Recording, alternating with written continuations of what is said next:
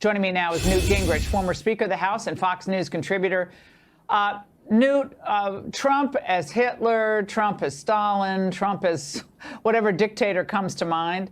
That really is their campaign, along with the abortion fear-mongering, which they believe, to some success in the last election a few weeks ago. What do you anticipate happening here on out? Well, I think the only thing I disagree with in your general explanation is that this is about their survival. I think that this is literally the behavior of an entire system which understands that it's on the verge of being destroyed. They're looking at what happened in Italy. They're looking at what just happened this last week in Argentina. There is a worldwide movement against left-wing radical socialist values. You look at Hungary. I mean, again and again, average everyday people are saying, no, we don't want this. You look at the numbers for Trump right now, they get bigger and bigger and bigger. And I think what you're seeing on the left is a desperation that's literally a survival function. We've never seen this, maybe the South in 1860, but other than that, we have never seen this level of desperation in American politics, and it's going to get worse. They have a candidate who's hopeless. I mean, if you watch Joe Biden, you know he's not going to win, and they can't get rid of him. They have a situation where their opponent is getting stronger and better and more disciplined, and I think that leads to a very explosive moment in American history. But, Newt, don't you also see that their drive, this is bloodlust they seem to have with putting Trump in jail? I think they believe that's key to their survival, too. They have to put him in jail before this election because nothing else is working. The Hitler routine isn't working, obviously. People are just laughing at that. Well, and putting him in jail won't work either. But the problem they've got is, I don't know how it happened.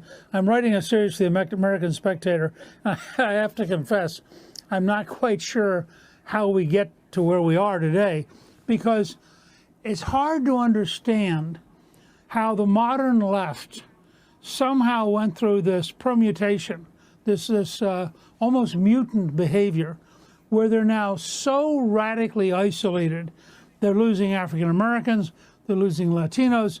In the most recent poll, they're losing young Americans, they're losing Asian Americans. I mean, all the groups they thought they could count on are thinking, these guys are nuts, and they're not going to vote for them. And they know they're nuts because of pain. Pain in terms of fentanyl and crime, pain in terms of the price of living, pain in terms of the number of immigrants crossing the border.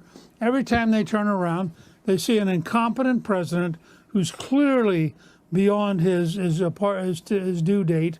I mean, a reasonable Democratic Party, if it still existed and it doesn't, would in fact insist that Joe Biden step down. There is no Democratic Party that can do that, and he's not going to step down. And if he did, they'd get Kamala Harris, because in their party, in their particular universe, you cannot defeat a black woman.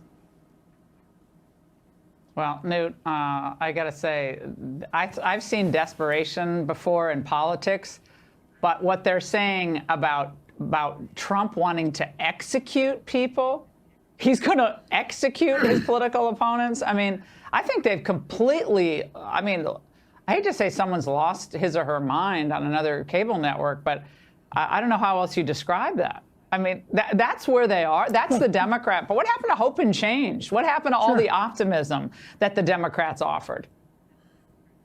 Look, last week I was in a meeting with a formerly moderate Republican, very sophisticated, very nice guy, somebody I like personally.